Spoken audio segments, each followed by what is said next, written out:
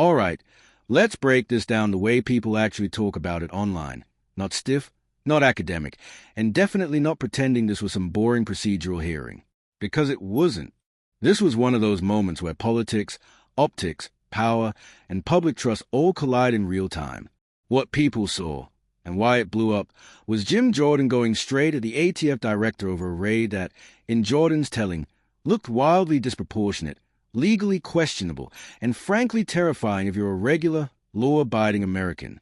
And whether you love Jim Jordan or can't stand him, the exchange had a no for a reason. This wasn't just about guns. It wasn't just about the ATF. And it definitely wasn't just about one raid.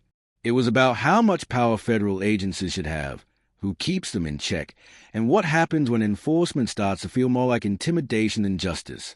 First, the big picture. Why this hearing mattered. Congressional hearings can be a snooze fest. Most of them are politicians reading prepared statements while agency heads dodge questions like Olympic athletes. But every once in a while, you get a moment where the tension is real. And this was one of those. Jim Jordan, as chair of the House Judiciary Committee, wasn't there to play nice. His entire political brand is built around confrontation, especially when it comes to federal agencies he believes have overstepped their authority. The ATF, already controversial, is basically a perfect target. On the other side, you had the ATF director trying to project calm professionalism, insisting that everything was done by the book, that procedures were followed, and that agents acted appropriately. The problem? Jordan wasn't buying it, and neither were a lot of viewers. The raid at the center of the storm, the core of Jordan's argument, focused on an ATF raid on a law-abiding gun owner, someone who, according to Jordan, had no violent criminal history, no gang ties, no immediate threat profile. And yet, the raid reportedly involved armed federal agents, tactical-style execution, a level of force that looked more appropriate for a cartel bust in a paperwork dispute. Jordan's framing was brutal but effective. Why does the federal government feel comfortable treating regular citizens like hardened criminals? This is where the emotional weight comes in. Because even if you're not a gun owner, the idea that a regulatory issue can escalate into a full-blown armed raid is unsettling. Jordan leaned hard into that discomfort, and he did it deliberately. Jim Jordan's strategy. Don't let them hide behind jargon. One thing Jim Jordan does very well is cut through bureaucratic language. Federal officials love phrases like operational discretion, law enforcement protocols, risk assessment procedures. Jordan wasn't interested. He kept circling back to simple, uncomfortable questions. Why was this level of force necessary? Who authorized it? What imminent danger justified it? Would this have happened if the person involved had political connections? And every time the ATF director tried to broaden the answer, Jordan narrowed it again. That's what made it feel like a takedown. Not yelling, not insults, just relentless pressure. The optics problem for the ATF here is the thing the ATF struggles with, and this hearing exposed it perfectly. The agency operates in a space where gun rights are already politically radioactive. Trust in federal institutions is already shaky. Any mistake becomes a symbol of government overreach. So when Jordan described the raid as inappropriate, he wasn't just criticizing a tactical decision. He was accusing the ATF of losing sight of its mission.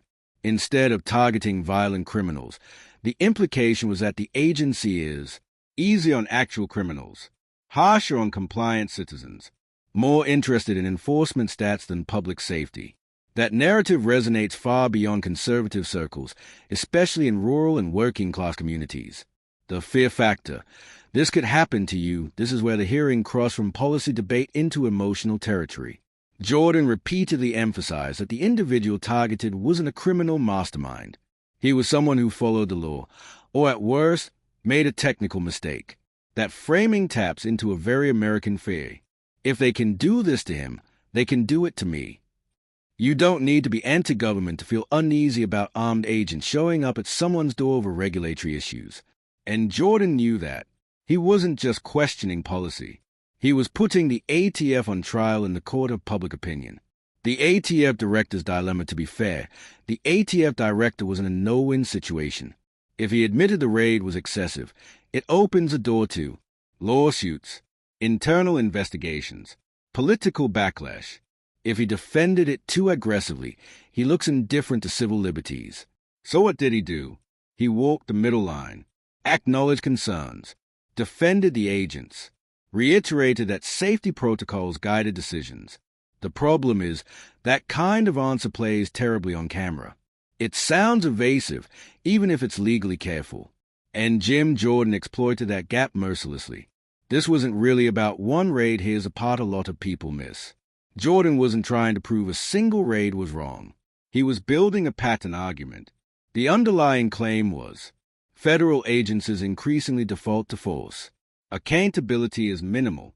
Congress only finds out after public outrage. Whether you agree with that or not, it's a powerful storyline, and it fits neatly into broader concerns about the FBI, DOJ, IRS, and other agencies. The ATF just happened to be the agency in the hot seat that day. Why conservatives love this moment for Jordan supporters. This hearing was everything they want from him. Aggressive oversight, clear moral framing, no deference to federal authority. To them, he looked like one of the few lawmakers actually willing to stand between citizens and the federal government.